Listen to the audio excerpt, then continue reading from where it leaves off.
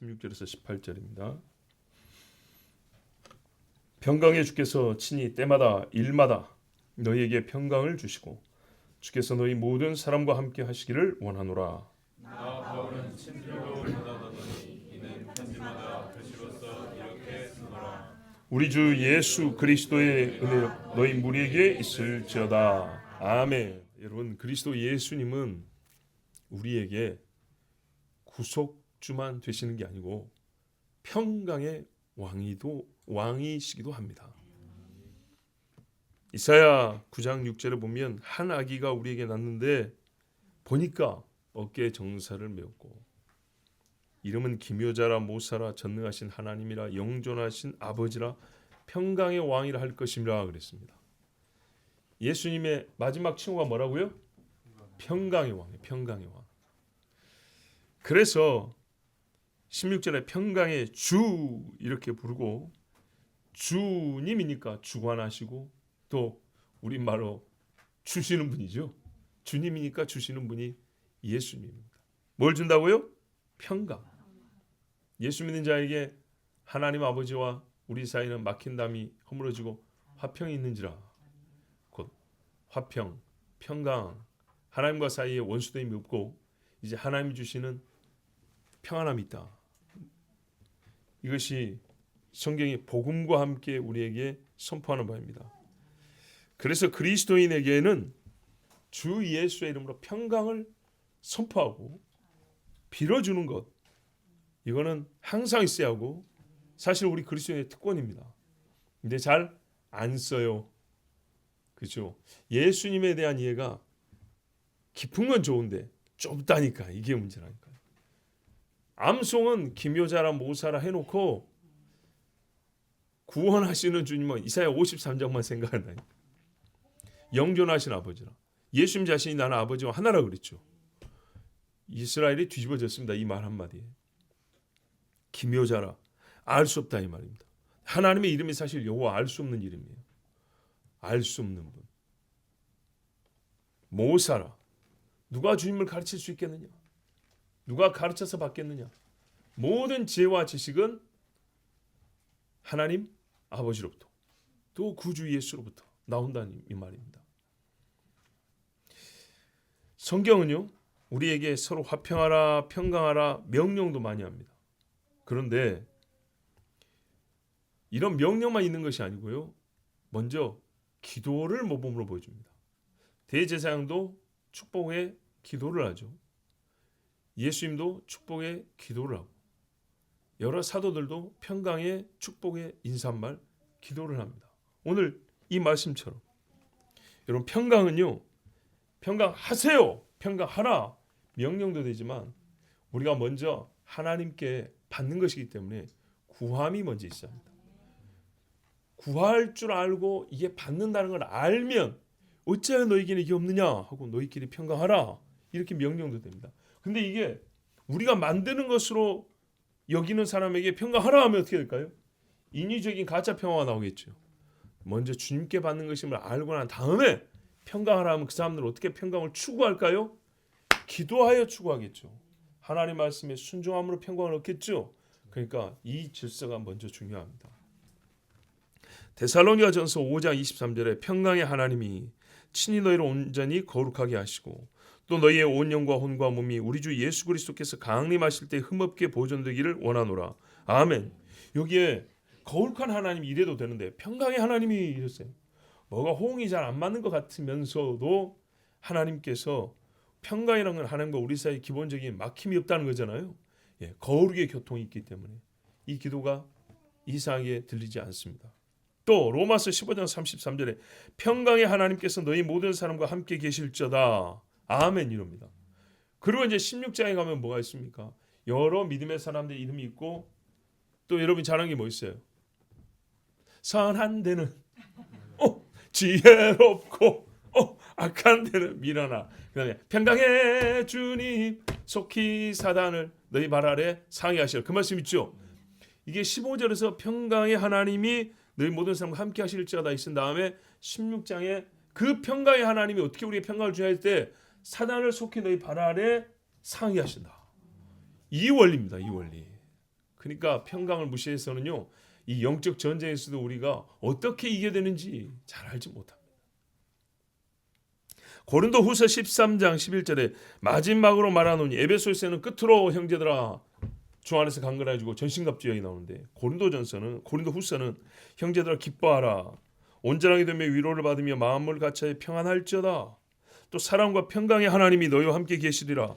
거룩하게 입맞춤으로 서로 문안하라. 마지막으로 하는 게 뭐예요? 사랑과 평강의 하나님이 너희와 함께 계시리라. 그러니까 그 안에서 거룩한 입맞춤으로 문안하라. 이런 말씀이 이어집니다. 빌립보 4장 9절에도 너희는 내게 배우고 받고 듣고 본받을 행하라. 그리하면 평강의 하나님이 너희와 함께 계시리라. 아멘. 평강이 어디로 와요? 하나님이. 항상 하나님 빼고 평강이 주어진 적이 없는데, 어떤 얘기 하나님 평강을 주었더니 듣고 보고 배운 바를 행하는 자, 그들에게 하나님의 평강을 주시는데 어떤 식으로요? 사단의 방해, 사단의 불안정, 무질서, 혼란에서 우리를 지키심으로 평강케 한다 그랬어요. 이거는 어떤 면에서 소극적 의미예요. 적극적으로는요, 믿음의 사람들의 믿음이 교통하게 되고요, 지혜가 왕래하게 하고요, 서로 이해하고 용납하고, 사랑하고, 이래서 평강이 아주 공고해지며 뜨거운 평강을 우리가 경험하게 합니다. 자, 집에서도 그렇죠. 어쩔 때 평강하냐? 사랑의 고백이 있고 그 고백을 받음이 있을 때, 주거니 받거니가, 따뜻한 그 고백이 주거니 받거니, 그게 근데 인간적 사랑을 넘어서 그리스도의 사랑으로서 그리스도의 진리가 철근처럼 속에 이렇게 심겨진 그런 사랑으로서 쫙 온 말입니다. 얼마나 그 안에 평강이 큰지 모릅니다. 때마다 일마다 그랬어요. 때마다 일마다. 평강이 불필요한 시간이나 뭐 굳이 하나님이 안 줘도 되는 그런 일은 없습니다. 작은 일이지만 여러분, 문턱을 넘어가다 발가락이 문턱이 딱 부딪히는 순간 어마어마하게 아프면서 소위 짜증이 확 나버리죠. 그죠? 빨래를 걸려고 하는데 바람이 요즘에는 밖에 안 나니까 이게 옷걸이에 걸어지 않는데 계속 미끄러지고 계속 한 3번 미끄러지면 그때부터 열이 소위 이빨이 올라가 버리죠. 그냥 확 옷걸이 던져버리고 싶죠. 다 속이 있어서 웃습니다. 평강이요, 뭐 대단한 사건 아니더라도 이런 일에도 있습니다. 국을 떠왔는데 이게 엎질러졌네.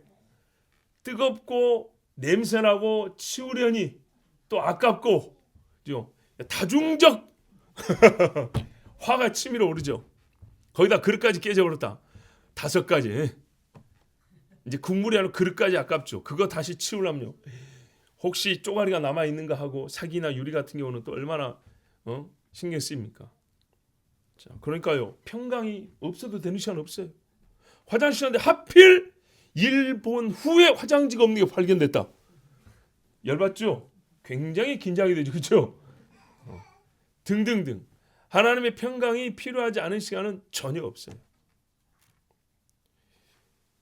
하나님이 우리와 하나님 사이에 화평이 없어도 되는 시간, 여러분 있어도 됩니까? 그런 시간? 아니죠. 하나님과 우리 사이에 화평이 없어도 되는 시간 없어요. 하나님과 원수되는 시간이 있어도 되냐는 질문은 똑같은 거예요. 그러면 안 되죠. 하나님이 평강을 제거한다 그랬어요. 사울에서는 평강이 제거되어 버렸어요. 그런 시간 있어도 됩니까? 아니죠. 아무리 먹을 것이 많고 입을 옷이 많고 해도 마음에 불안이 있으면 아무것도 못하죠. 여러분, 스포츠 선수들 그거 대단하더만요. 소위 뭐 징크스니 루틴이 이런 게 있어요. 그게 뭐냐면 선수들이 경기 나가기 전에 해야 안심이 되는 게 있어요. 그걸 하고 가야 평강이 주어지는 경우가 있어요. 들어보셨죠? 각 선수들마다 그게 아주 복잡합니다. 야구 선수를 타석에 서가지고 이렇게 꼭 긁는 사람도 있죠. 이렇게 방망이를 한 번씩 이렇게 하고, 아니면 뭐 3바퀴 돌리고 반 바퀴 덜 돌리고 뭐 등등, 모자 한 번 만지고 침 2번 뱉고 막. 투수들도 여러분 보면 좀 답답하죠. 하나 던지고 패한 다음에 모자 한 번 뒤집어 쓰고, 여기 보면 모자챙에 그 분필가루가 이렇게 묻어 있잖아요. 등등등. 다른 것도 마찬가지. 어떤 선수는요, 매 축구 시합마다 축구화를 새 걸 신었다 그래요. 1년에 200컬을 신었대요. 왜요? 그래야 오늘 공을 잘 찰 것 같다는 거예요. 안 그러면요, 마음이 불안해요. 그래서 못 한다는 거예요. 반대로 어떤 사람은 1년 내내 한 컬을 신었다는 거예요. 떨어져 없어지면 2컬. 그러면 이게 신발이 나중에 헐렁헐렁해질 텐데. 근데 그렇다라는 거예요. 새 거 신으면 오히려 어색해 갖고 오늘은 뭐가 안 될 것 같다라는 거예요. 야, 별의별 일이 다 있죠. 그래요. 세상에 평강을 추구하기 위해서 사람들이 하는 일이 많아요. 근데 그런 거 다 소용없이, 필요 없이 우리 사실 뭐 하면 되죠? 성도의 기도의 능력. 예? 평강 있기를 원하노라고 평강을 하나님 앞에 달라고 기도하면요, 거친 바다를 가도 하나님 안 죽인다. 예, 평강이 있어요. 성경에 육산이 가득하여도 다툰 여인과 사는 것보다 혼자 저기 광에서 움막치고 사는 게 낫다 그랬어요. 얼만큼 화평, 평강이 중요한가를 말해줍니다. 근심의 떡을 배불리 먹는 것보다 평강의 떡 한 조각이 낫습니다. 스트레스 받으면요, 어떻게 됩니까? 뼈가 마르고 뼈가 뼈에서 분리됩니다. 어제 진짜 참 재밌는 이야기를 많이 들었는데 어떤 목사님이 하시는 말씀이, 교회에서 사건이 하나 있을 때마다 이가 하나씩 빠졌대요. 라고 4개 빠졌대요. 예, 사건마다 누가 한 사람 나가니까 하나 빠지고 나가니까 빠지고 이렇게 빠지더래요. 끝나고 나서 어떤 목사님이 뭐라는 줄 알아요? 나도 2개 빠졌는데 그러더래요. 네, 이게 그 의사가 하는 말이, 특별히 문제가 생겨요. 스트레스를 받으면 이게 약해져서 빠집니다. 근데 이게 하나면 에이 그랬겠는데 4개가 연달아 그러니까 이건 우연이 아니라 필요한 사실이었던 거예요. 야, 그래요. 저도 잇몸이 많이 이게 싹 약해져가지고 몇 년 동안 굉장히 고생하고 있는데 찬 걸 못 먹어요 지금. 예. 평강이 얼마나 중요한가 정말 한번 보십시오. 평강은 걱정이 없다 해서 마치 치매 걸린 사람이 상황을 인지하지 못해가지고 알지 못해서 하는 그런 거 아닙니다. 성경에 말하는 평강은 무지로 인한 무근심이 아니고 사태 파악 다 해요. 근데 두렵지 않아요. 상황을 다 알고 있어요. 근데 안 무서운 거예요. 베드로가 내일 사형이에요. 감옥에서 코 골고 잤어요. 천사가 와서 깨우는데 안 일어나니까 어떻게 했죠? 발로 찼다 그랬어요. 그래서 깨우고 나갔는데 얼마나 잠이 깊이 들었던지 나가는데도 잠이 덜 깨가지고 이게 어디요? 이러고 나갔다는 거예요. 다 나온 다음에서야 나왔네 이렇게 알았대요. 그러니까 나오는 동안 잠이 깨고 있는 중이었어요. 이게 평강입니다.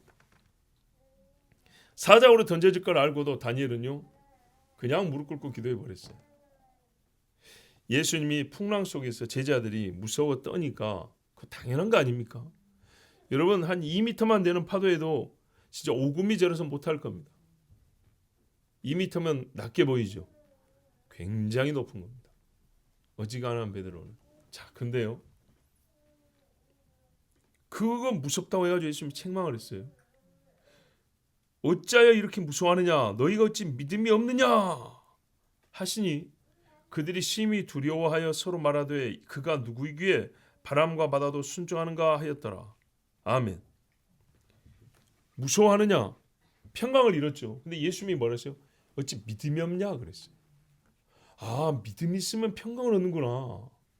듣고 배우고 행하라 그랬죠. 예수님이 옆에 계시는데 지금까지 예수님 한 일을 다 봐놓고도 예수님이 항상 평강과 앞에 나왔던 말 기억하세요? 내가 너희와 함께하리라. 하나님이 너와 함께하시라. 이게 같이 붙어 있었어요. 평강에. 예수님이 옆에 있는데 무서워했다는 말은 믿음이 없다 그 말했어요. 하나님이 함께한다는 믿음이 없으면 평강이 없어져 버립니다. 즉시로 없어집니다. 그런데 하나님이 함께한다는 믿음이 있으면요 정말 평강이 임하는 것을 저는 진짜 많이 경험했어요. 그 다음에 이 사람들이요 이제 바다에게서는 두려움이 없어지고 평강을 얻었는데 예수님을 향하여 두려움을 가졌어요. 이 두려움도 없애버릴까요? 아닙니다. 하나님을 향하여는 떨며 즐거워한다고 그랬어요. 예수님에 대한 두려움이 있으면 오히려 세상과 환경에 대한 두려움은 이기는 겁니다. 여기 제일 무서운 분이 계시다. 제일 강한 분이 계시다. 그러면 앞에 있는 풍랑이 두렵지 않은 겁니다. 또한 평강은요, 사태나 상황, 사건이 우리에게 괴로움을 주고 뒤죽박죽 무질서한데 그냥 마음이 괜찮아진 상태만 말하는 거 아닙니다. 그러니까 별일이 다 있어도 나는 괜찮아. 너 무슨 일이 있는지 몰라서 그렇지. 아니 다 알아. 저 풍랑이 오고 있잖아. 괜찮아 나는. 이것도 평강은 평강인데 하나님이 우리에게 주신 평강은요, 사태 자체를 질서 잡아주는 거예요. 사태 자체를 바꿔준다고요. 그래서 마음의 평강으로 시작해서 상황의 평강으로까지 이제 쫓기지 않습니다. 다윗이 사울에게 쫓길 때 무서웠죠. 솔직히 무서웠죠. 그러니까 도망 다니는데 여호와는 나의 피할 요새시오. 여호와는 나의 목자시오. 이러면서 정말 우리가 생각할 수 없는 평강을 누렸어요. 그런데 완전한 평강은 언제 왔죠? 사울이 죽었다 였습니다. 그렇게 바꿔줍니다. 기도하면요, 하나님이 평강의 일을 만드세요. 이런 말씀도 있지 않습니까? 사람이 여호와를 기쁘시게 하면 그의 원수라도 친구가 되게 한다. 바로 이런 게 평강입니다. 바꿔줍니다. 원수도 친구 되어서 편히 되게 해줍니다. 다툼의 사건을 해소하고 우리 마음에 기쁨이 일어날 일을 만들어줍니다. 왜요? 그가 믿었기 때문에. 성경 보면 항상 그가 믿었으므로. 자, 갈렙과 여호수아가 어떻게 했어요? 이 수많은 사람들이 죽이려고 하는데 그래도 우리는 하나님의 말씀을 믿는다 했죠. 그랬더니 하나님이 어떻게 했어요? 그들을 치셨죠. 갈렙과 여호수아를 대장하는 자, 모세와 아론을 대장하는 자, 그 이후로 나타날 수가 없었습니다. 이렇게 평강을 주셨어요. 마음의 평화와 상황과 사건을 안정시키시고 만물과 만사를 질서 잡으셔서 평강을 주시는 하나님이십니다. 그렇게 기도하세요. 예, 서로 그렇게 축복하시고. 그래서 너희가 가는 집에, 너희를 영접하는 집에 가면 평강을 구하라 이랬어요. 받을만 하면 갈 것이고 그들이 받기를 거부하면 그 비었던 평강이 너희에게 올 것이다 그랬어요. 손해볼 것 없죠. 예, 그렇게 하십시오. 그 옛날에 저도 초등학교 때부터 배웠는데 예수 믿는 사람들이 꼭 방문을 하면, 누구 집이든지 방문하면 먼저 기도하더라고요. 근데 그게 얼마나 중요하고 아름다운 일인지 잘 모르죠, 초등학생은. 근데요, 잘 모르는데 행동은 따라가더라고요.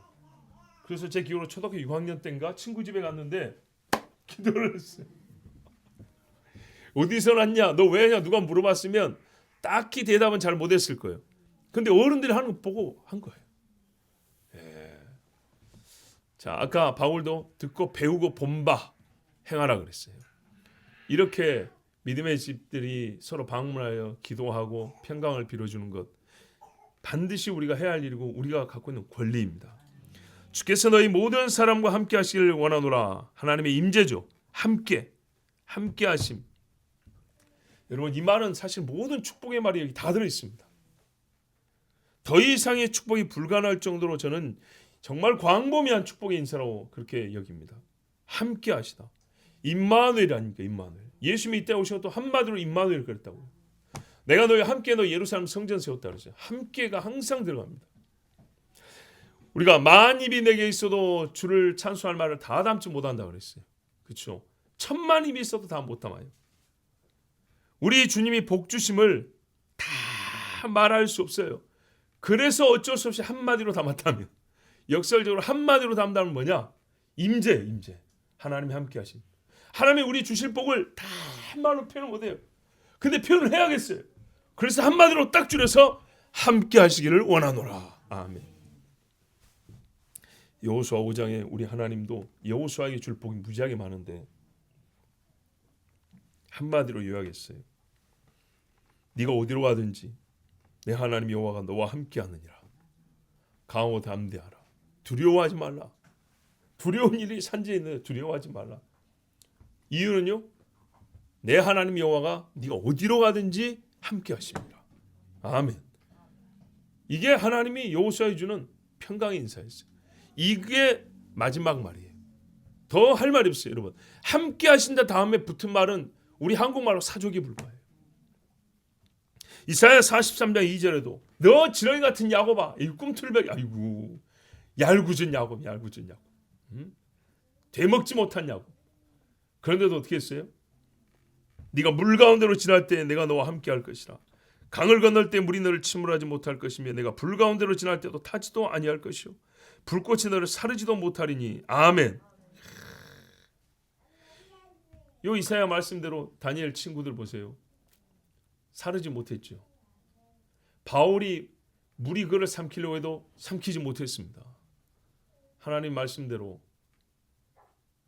평강이 주어졌습니다. 사무엘상 18장에 보니까 다윗에 대해 이렇게 말했어요. 다윗이 그의 모든 일을 지혜롭게 행하니라. 여호와께서 그와 함께 계시니라. 역대상 11장 9절에 만군의 여호와께서 함께 계시니 다윗이 점점 강성하여 가니라. 아멘. 함께 하시니 강해지고 함께 하니 모든 일을 지혜롭게 하더라는 거예요. 그러니까 마음만 평안하고 주변만 잔잔하니 좋은 게 아니고요. 무슨 일을 행할 때 하나님이 지혜롭게 하여 무지로 말미암은 다툼과 울퉁불퉁함이 없게 하신다. 약함으로 말미암아 마귀한테 져서 곤두박질 치는 타락한 일이 없게 하신다. 얼마나 감사합니까? 하나님이 함께 하심을 여러분 사모하십시오.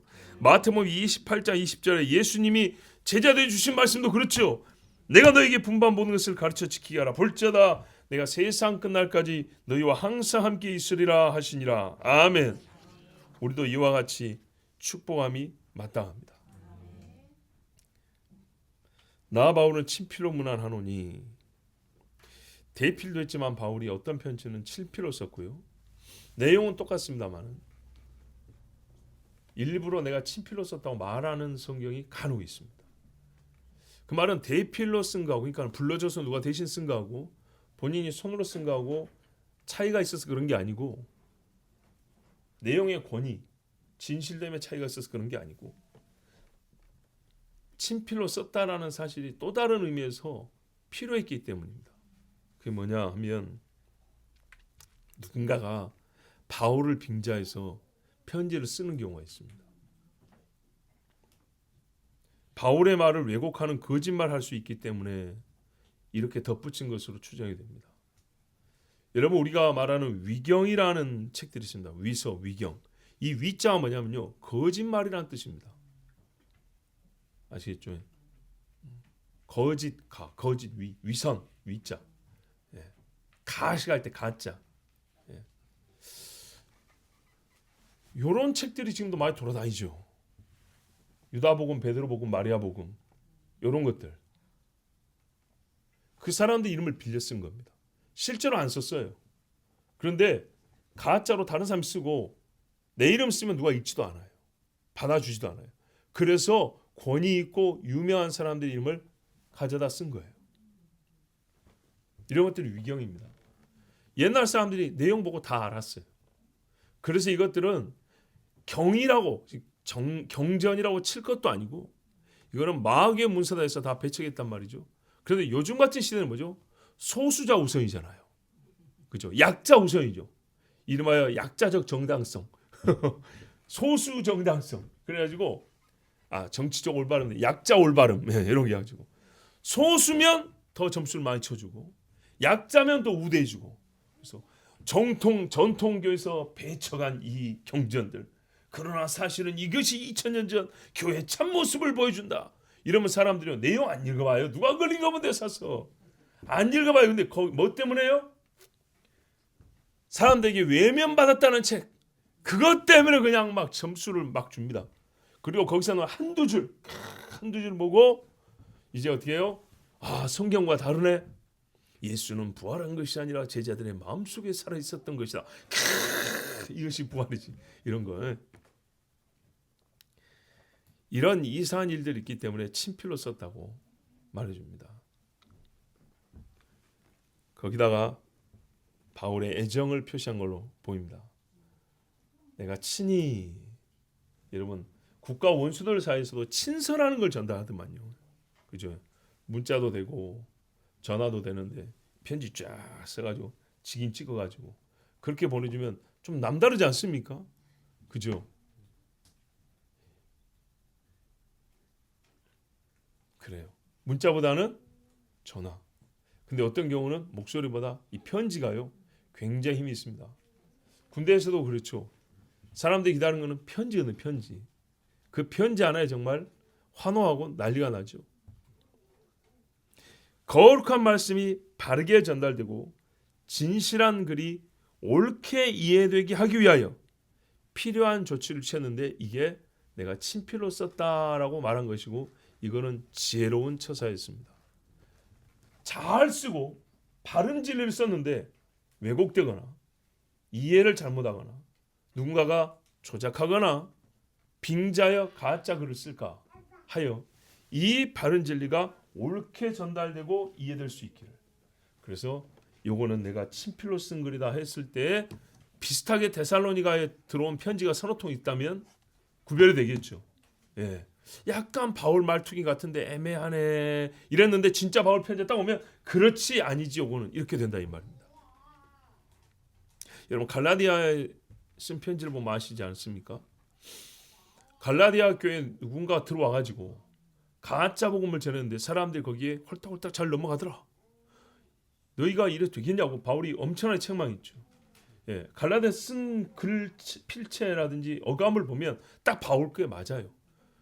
예, 바울이 쓴 게 정확히 보여요. 그냥 그렇게 되면 아하 바울 말고 누가 또 사도들의 권위를 야고보의 권위를 빙자했어요. 예, 이렇게 와가지고 가짜 복음을 전하는 사람도 있기 때문에 참된 복음을 자기의 책임하에 이름을 기록하고 친필로 썼다 이렇게 말하는 의미가 있습니다. 제가 기소위원회에서 일하는데 이쪽에서 고소 고발하면 저쪽에서 답변서를 써요. 이건 원래 재판에서 필요한 거고 기소 단계에서 없어도 되지만 관례상 쓰는 경우가 많아요. 쓰는데 마지막에 자기가 썼다고 요즘에 타이핑하잖아요. 자필로 안 쓰니까 필체를 갖고 감정할 수가 없어요. 누가 썼는지. 근데 마지막에 누가 썼는지 자기 이름 쓰고 서명해야 되죠. 근데 이름도 역시 이렇게 쓴 다음에 서명란에다가 어떻게 했냐? 여러분 인터넷 그 다운 같은 데 가보면요. 필체 인식이라는 게 있어요. 한자 찾을 때 다 쓰지 않고 획수 두어 개 치면 비슷한 한자 쫙 나오죠.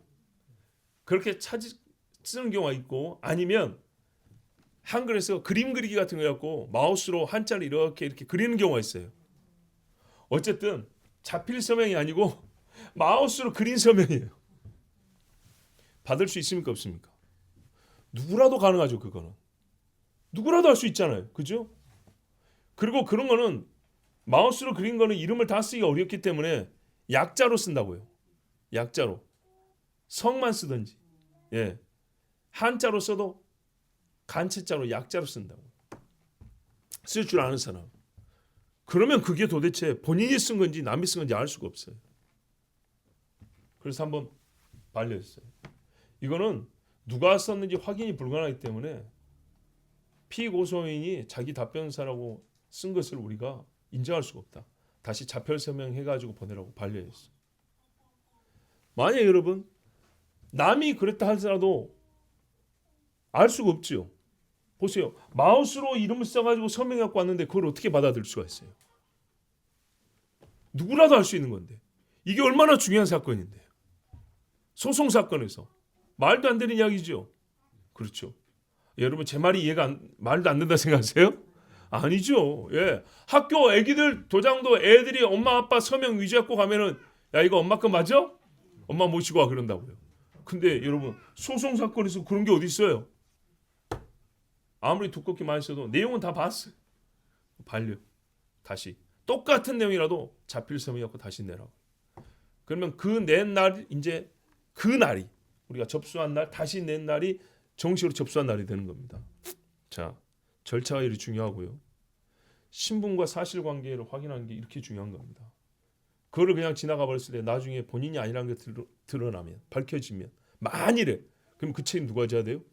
내가 져야 되는 거예요. 어떤 사람은 이유 없이 벌을 받거나 상을 받거나 다시요. 거룩한 말씀이 바르게 전달되고 진실한 글이 옳게 이해되기 위하여 우리가 악인과 교묘한 사람들의 말장난으로부터 이 글을 보호하는 것은 지혜로운 일입니다. 또 받는 얘기도 굉장히 큰 마음에 그 자체가 평강의 이유가 될 것입니다. 이렇게 친히 써줬다 할 때 18절 우리 주 예수 그리스도의 은혜가 너희 무리에게 있을지어다. 아멘. 역시 은혜는요 예수 그리스도로 말미암아 주어집니다. 우리가 신약성경 특히 아주 그냥 많이 보는 말씀이죠. 이 편지는 데살로니가 후서는 궁극적으로 은혜의 전달 목적이 있습니다. 그리고 은혜를 실제로 경험하게 하려는 목적으로 쓴 겁니다. 이 편지를 읽고 믿으면 하나님의 은혜가 와요. 은혜를 전달하고 그래서 이 축복의 말로써 편지를 마쳤습니다. 이 마지막 인사에도요 바울의 우리 그리스도 예수 중심의 신앙을 볼 수 있어요. 처음에 시작이나 마지막이나 항상 예수 그리스도 그렇죠. 우리가 살면서 대화하면 누구를 가장 많이 말하는가, 누구를 중심에 두고 말하는가, 무엇이 아니라 누구 때문에 누구를 위하여 말하는가를 보면 그 사람이 누구를 사랑하는가를 알 수가 있어요. 그 중심에 진짜 마음 가운데 누가 있는지 알 수가 있어요. 이 인사말로서도 사도 바울이 사도 그리스도의 종이라는 걸 알 수가 있고 그리스도를 사랑하고 예수 그리스도의 사람들을 사랑해서 그 은혜를 주고자 하는 이 따뜻하고 뜨거운 마음을 알 수 있습니다. 자 여러분 오늘 설교에는 교리적으로 아주 난해하거나 길게 깊이 볼 말씀이 아니고 어떤 면에서 약간의 시적인 감상과 감동이 필요한 말씀입니다. 서로 간에 실제 해보면서 느끼는 것이 중요한 그런 말씀 할까요? 물론 당연히 믿어야 합니다. 당연히 믿어야 되는데 믿고 나서 나중에 한참 있어서 이럴 것이 아니고 그 즉시로 이 운율이 있는 시를 읽을 때처럼 감동을 느끼고 실제로 바로바로 그 자리에서 적용할 만한 그런 말씀입니다. 제가 먼저 합니다. 오늘까지 데살로니가 후서를 함께 읽고 들은 여러분에게 우리 주 예수 그리스도의 은혜가 함께하기를 원합니다. 아멘. 이제 여러분도 이와 같이 서로 간에 인사하십시오. 제가 이런 인사 잘 안 시키죠. 오늘은 한번 해보자고요. 오늘 한번. 자 옆에 있는 분들에게 한번 해볼까요? 자 어떻게 해요? 우리 주 예수 그리스도의 은혜가 누구에게 있기를 원합니다. 또는 있을지어다. 준비 시작. 우리 주 예수 그리스도의 은혜가 한동하게 있을지어다. 아멘. 우리 저 뒤에 아이들에게 우리 예쁜 아들 딸들에게 여기 쳐다보네. 예수 그리스도의 은혜가 너에게 있을지어다. 아멘 아멘. 우리 같이 기도하겠습니다. 하나님 아버지 데살로니가 후서를 잘 읽게 해주셔서 감사합니다. 이제 우리가 이 모든 말씀을 읽었음으로 말미암아 큰 믿음을 갖고 하시되 분별력 있는 믿음이 있어서 주의 날이 가까이 옴을 볼수록 더 진실하고 깨어있게 하여 주시고 또 쉬이 놀라거나 두려움에 빠지지 않게 하시고 평강 가운데 그날을 준비하게 하옵소서. 또한 여호와 하나님의 임재와 함께 하심으로 지혜롭게 하시며 강하게 하사 타락하고 범죄하고 사단에게 눌린 채로 끌려하는 일이 없도록 맞서 싸워 당당히 이기는 하나님의 자녀들이 되게 주시옵소서. 주의 평강 중에 우리를 인도하여 주시옵소서. 우리 주 한 몸으로 기도합니다. 주여 살아 역사하시는 아버지 하나님께 사랑받았던 데살로니가 교우들이 들었던 그 말씀을 2000년 후에 대한민국 우리 교회에서 함께 또 전하고 듣게 해주셔서 정말 아버지 하나님 감사합니다. 이 은혜가 하나님으로부터 왔으니 상실하지 않게 하여 주시고 떼어 새의 먹이로 주거나 땅바닥에 흘려 개의 먹이로 떨어진 일이 없게 하여 주시옵고 오직 우리의 먹을 양식이 되어 영혼의 양식이 되어 우리가 영육이 강건하고 주의 뜻을 행하는 종들이 되게 하옵소서. 평강의 인사와 하나님의 은혜 곧 여호와의 임재를 권하고 또 축복하였습니다. 아버지 하나님 우리도 구합니다. 주님 오실 때까지 주여 우리와 함께하여 주시옵고 주 예수의 은혜가 우리 일을 덮으며 평강의 주께서 우리 각 사람의 마음과 심령에 늘 평강과 영적 질서를 허락하여 주셔서 마귀에게 휘둘리거나 넘어지거나 불안하여 또 죄를 짓거나 주님 앞에 의심하여 주님을 괴롭게 하는 일이 없도록 너희가 어찌하여 믿음이 없느냐는 책망을 듣지 아니하도록 우리의 믿음도 다하여 주시옵고 이 마지막 때 꼭 주님 항상 주님이 주시는 믿음과 평강이 함께 일치한 삶을 살게 하여 주시옵소서.